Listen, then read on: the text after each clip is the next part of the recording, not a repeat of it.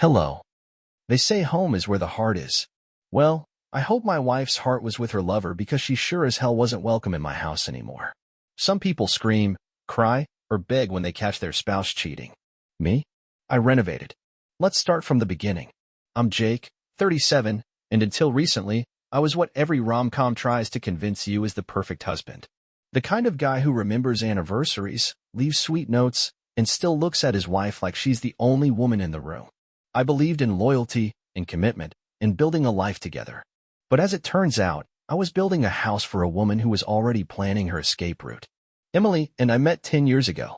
She was the kind of woman who turned heads without trying. The kind that made you believe in soulmates and fate and all those things you'd roll your eyes at before you met her. She was charming, funny, and just unpredictable enough to keep things interesting. When I proposed, she said yes before I could even finish asking. We had the big wedding, the honeymoon in Italy, the forever plan. And when it came time to buy a house, I went all in. I worked in real estate, so I knew exactly how to get what she wanted. A 5-bedroom house in a quiet, upscale neighborhood. High ceilings, marble countertops, a backyard big enough for future kids who now will never exist. Emily was obsessed with it. She called it her forever home. Turns out, forever had an expiration date. I didn't notice it at first. Not because I wasn't paying attention, but because cheaters are creatures of habit. They don't start with big, obvious changes.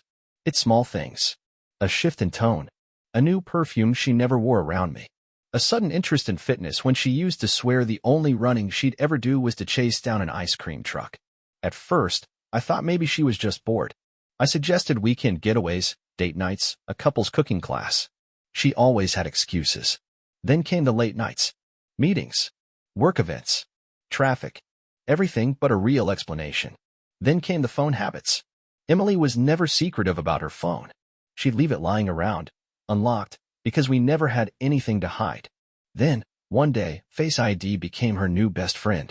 She started taking it into the bathroom, keeping it under her pillow at night, and flipping it over whenever I walked into the room. But the real sign? The candles. Emily never used candles unless company was coming over. She claimed scented wax gave her headaches. But one night, I came home earlier than planned from a business trip, and the house smelled like vanilla bean betrayal. The kitchen lights were dimmed. A half-empty bottle of wine sat on the counter, next to 2 glasses.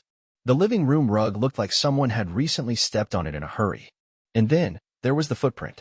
It was faint, but it was there. On my perfectly polished hardwood floor. A shoe print, not my size. Not my brand. Not my problem yet. I didn't say a word that night. Didn't ask her why she came home smiling but freshly showered. Didn't ask why she was in silk lingerie on a Tuesday night with no plans. Instead, I kissed her on the forehead, told her I loved her, and went to bed. Because while Emily was entertaining guests I never invited, I was already renovating. Not the house. Her life. And by the time I was done, she wouldn't recognize a single thing. They say revenge is a dish best served cold. I prefer mine renovated, furnished, and legally untouchable. That night, after kissing my lying wife on the forehead and pretending I didn't see the footprints of another man in my house, I lay awake, staring at the ceiling. My heart wasn't pounding with rage. I wasn't fuming. No, I was calm, calculated, cold. I didn't need an emotional outburst. I needed a plan. See, most guys would have confronted her right then and there, demanded answers, maybe even thrown a punch if the lover had still been around. But that's what cheaters expect. They expect anger. Explosions. A messy, dramatic breakup that lets them walk away as the victim. Not this time. Because Emily? She loved this house. She wasn't just living in it, she was attached to it.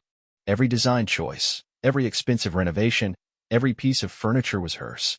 She had handpicked the chandeliers, the kitchen backsplash, the wine cellar I never touched. This house wasn't just where she lived. It was her identity. And I was about to rip it from her, brick by brick. First, I needed to confirm everything. I wasn't going to act on suspicion. I needed proof. Evidence. Something she couldn't wiggle out of with her usual, it's not what it looks like, routine. Step 1. The tech upgrade. Our house had a security system. Basic cameras for the front door, the backyard. Nothing too fancy. But I worked in real estate and property investment, which meant I had connections. Within 24 hours, I had hidden security cameras installed inside. Not just in the common areas, the bedroom, the hallway, even the kitchen. Discreet. Untraceable. and recording everything. Step 2, the financial shift. Our assets were mostly shared. Our bank accounts, our credit cards, even the mortgage. But Emily? She never handled the finances. That was my job, and she never paid attention to the details. Which is why she didn't notice when I transferred every single joint asset into an account under my name. The house. Legally, I owned it outright. The car she loved? Re-registered to me. The emergency savings fund? Gone from her access. She was still living in luxury. She just didn't realize none of it was actually hers anymore. Step 3, baiting the rat. I started traveling more. Or so she thought. Business trips, late nights at the office, weekends away for networking events. Every time I left, I was watching, waiting, recording, and she took the bait. Within a week, she had invited him over. A different cologne lingered in our bedroom. A used wine glass left in the sink. She had no idea I had been watching them from my phone the entire time, seeing them touch, laugh, kiss on my couch. I didn't even feel anger anymore. Just anticipation. Step 4, setting the stage. I needed the perfect moment. A situation where Emily would walk herself into the trap without me having to lift a finger. I wanted her to believe she was safe until the very last second, when her entire world crashed around her. Which is why I planned the reveal. A special event at our home. Something grand, something public. The kind of night where Emily would be dressed to impress, feeling confident, surrounded by family, friends, and the people she cared about most. She thought she was comfortable in her castle. She had no idea I was about to tear it down. The beauty of a perfect revenge plan isn't just the execution, it's the anticipation. The slow, methodical build-up where the target feels untouchable until the walls start closing in, inch by inch, breath by breath. That's what I gave Emily. For the next few weeks, I played my role flawlessly. The loving, doting husband. The busy man too preoccupied with work to notice that his wife was sneaking another man into their home. I even upped my game. Flowers delivered to her office. Thoughtful texts throughout the day. The occasional, I miss you, just to throw her off balance. And it worked. She grew bolder. Careless. She stopped being discreet. She didn't even bother erasing their digital footprint.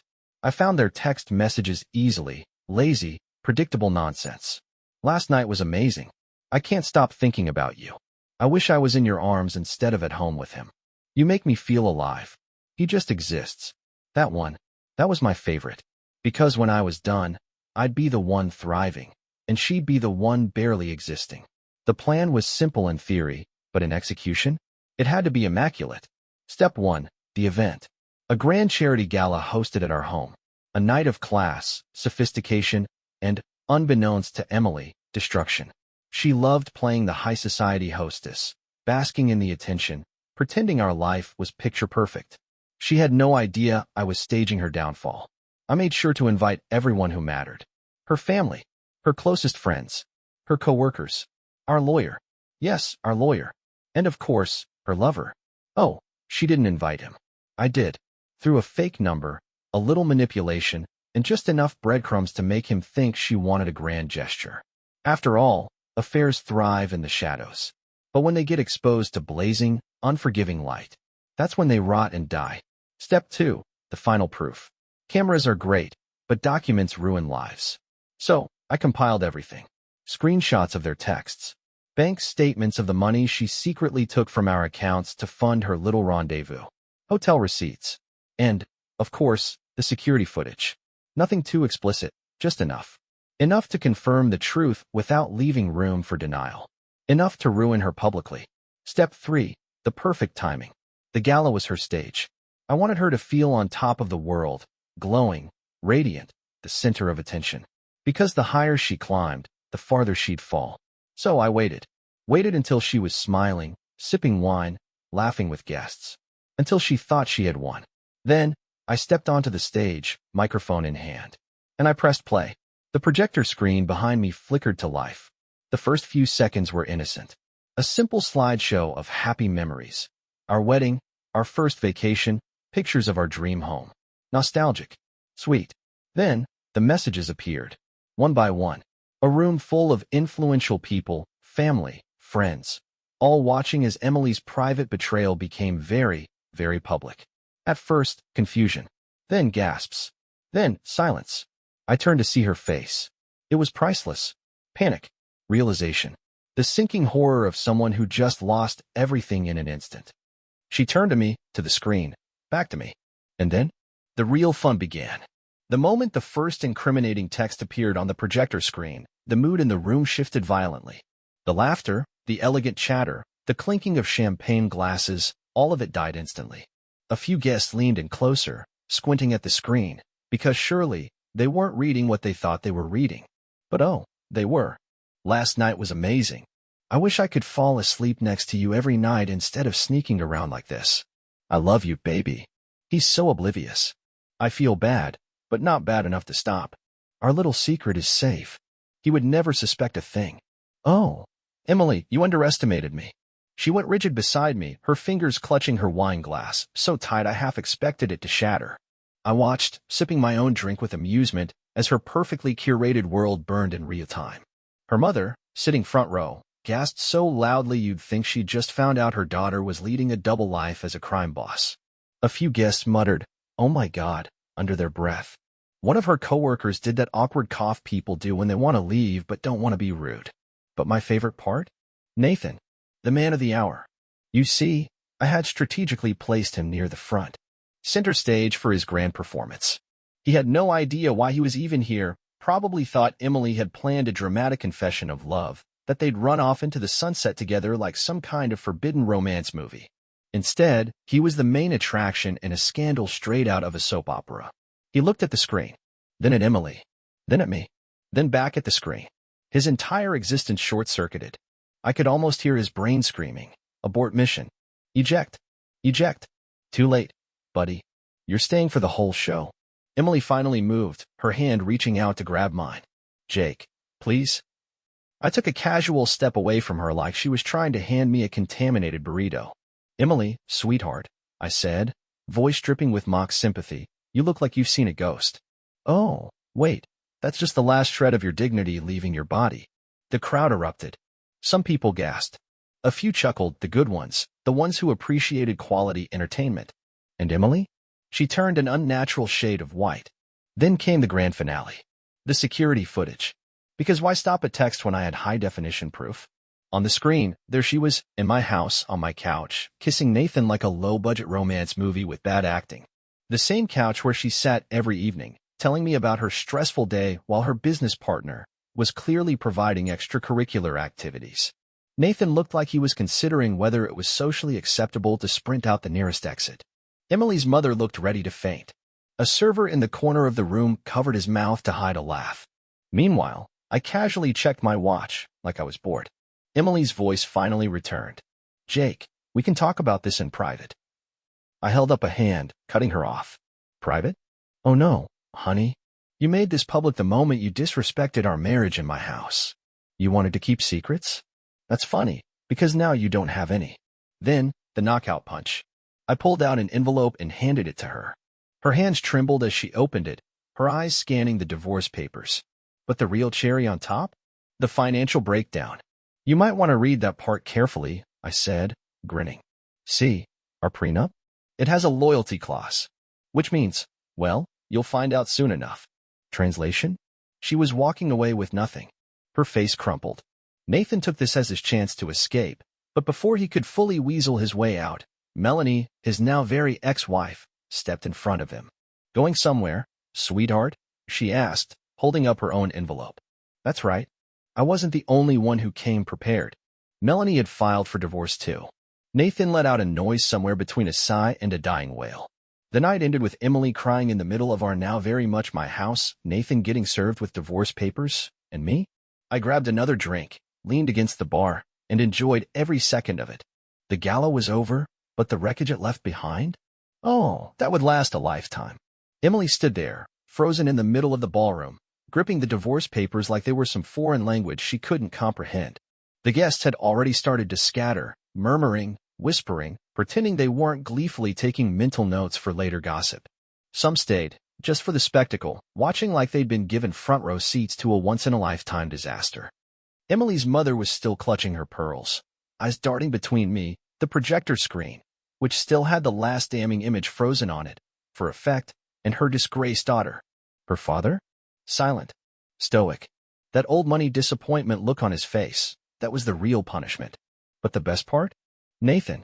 Oh, poor, stupid Nathan. I watched as he shifted uncomfortably, trying to calculate his best escape route.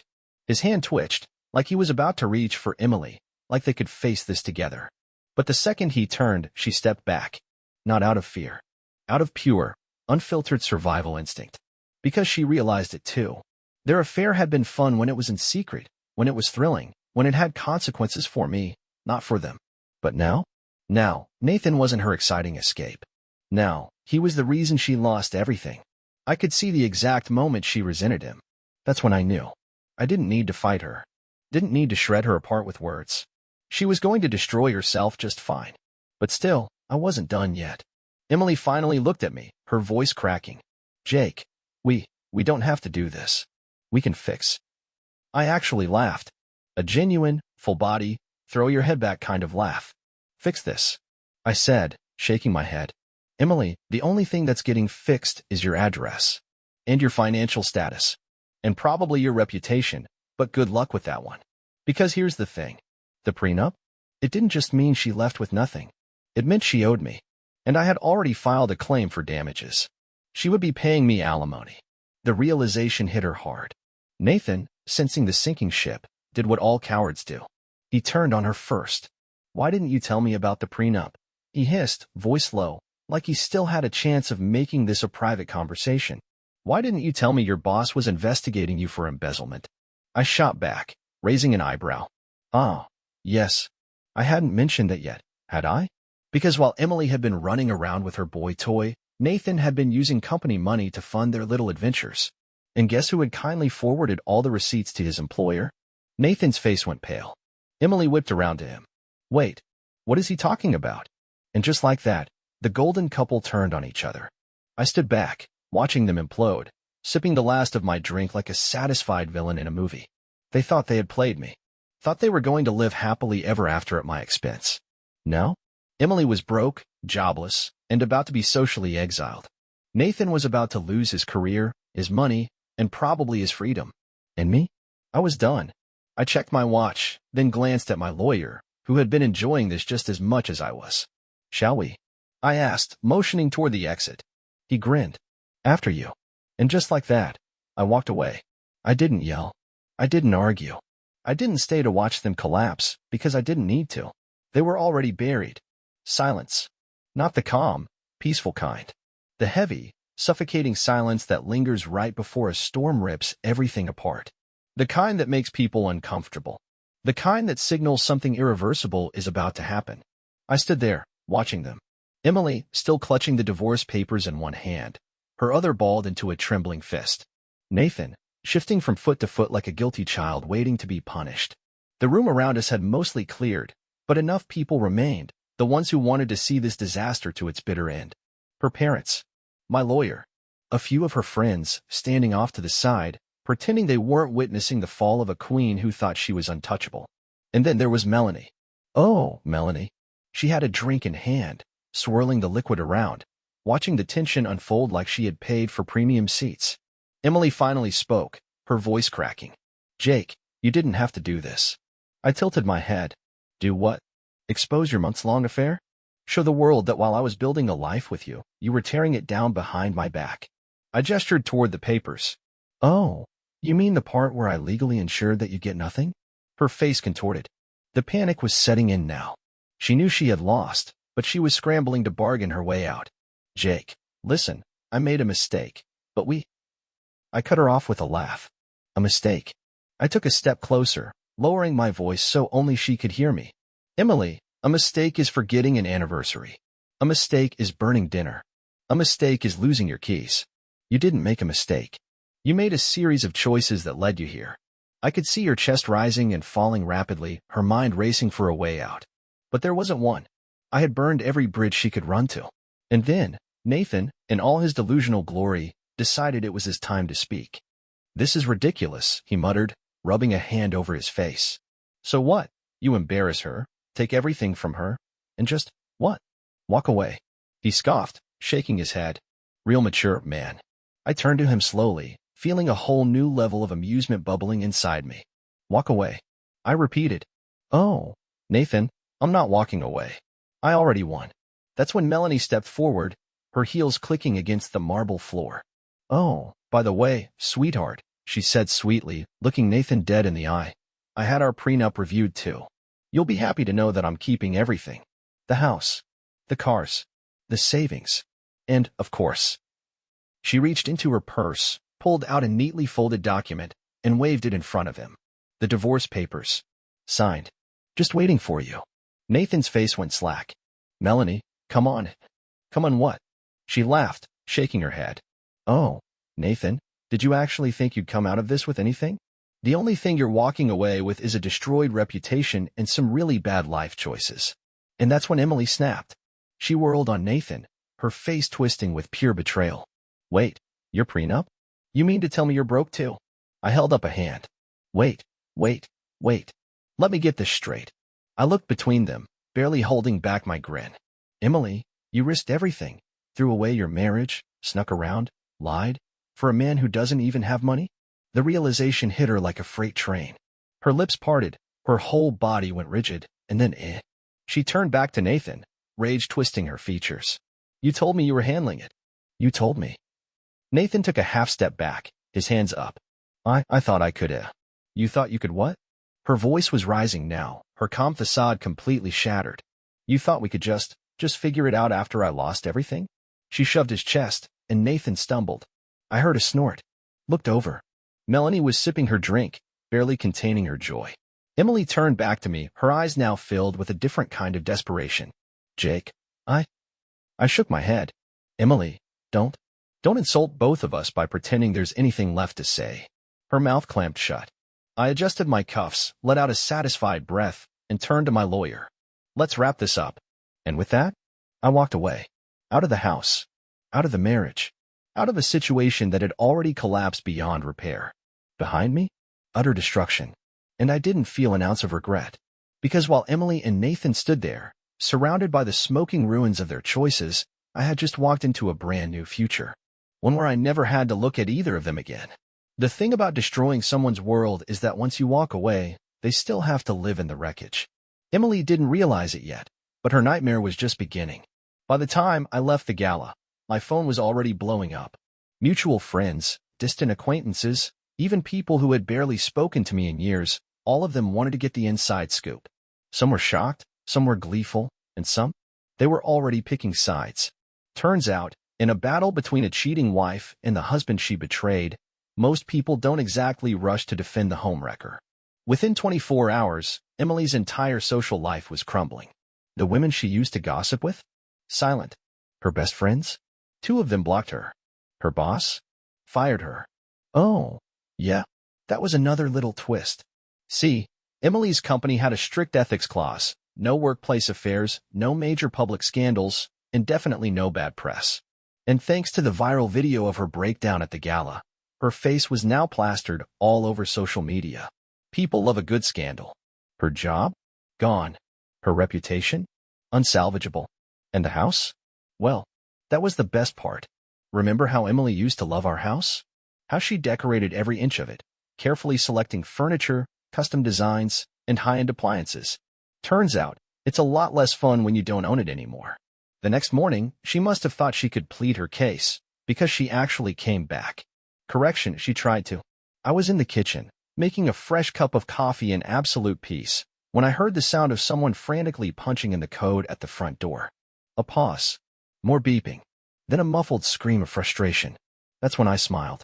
See, while Emily was busy ruining my life, I had been making a few adjustments. One of those adjustments? Changing the locks. And the security system. And the Wi-Fi. And even the garage code. This house? It wasn't hers anymore. She pounded on the door. Jake, open the door. I took my time. Finished my coffee. Let her sit in the cold for a few minutes, because, well, she deserved it. Then, I finally opened the door. She looked wrecked. Hair a mess. Makeup smudged. That same fancy dress from the gala now crumpled and stained.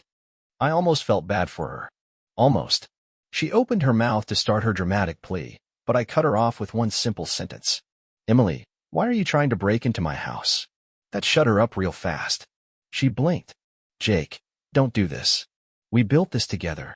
This is our home. I shook my head. No, I built this. And now? You're trespassing. Her jaw clenched, and she made a desperate attempt at damage control. I just need to grab some of my things. Oh, don't worry, I said cheerfully, stepping aside and motioning to the neatly packed boxes stacked on the front porch. Yep, every single thing she owned was waiting for her. I made sure nothing valuable was missing, just the essentials. Clothes, toiletries, personal items. The expensive handbags, the designer jewelry, the high-end decor. All mine. She looked at the boxes, then back at me, her mouth slightly open in disbelief. You're serious? She whispered. I smiled. Dead serious. And just so we're clear, this is mercy. Because technically, you still owe me alimony. That was the moment her last shred of dignity collapsed. I watched as she processed it all, her expression shifting between shock, anger, and desperation. She opened her mouth, then closed it. Opened it again, then let out a bitter, choked laugh. You really planned all of this, she said, shaking her head. Of course I did. I crossed my arms. You spent months planning your little affair. The least I could do was match your energy. She stared at me for a long time. Then, finally, she turned, walked to her boxes, stood there for a second, just staring down at them, like maybe, just maybe, if she wished hard enough, she could turn back time. But she couldn't. And I made sure she never would. With one final glance at me, she picked up a box, let out a shaky breath, and walked away. I stood there, watching, until she disappeared down the driveway. Then, I closed the door. And for the first time in years, I felt free. Bye-bye.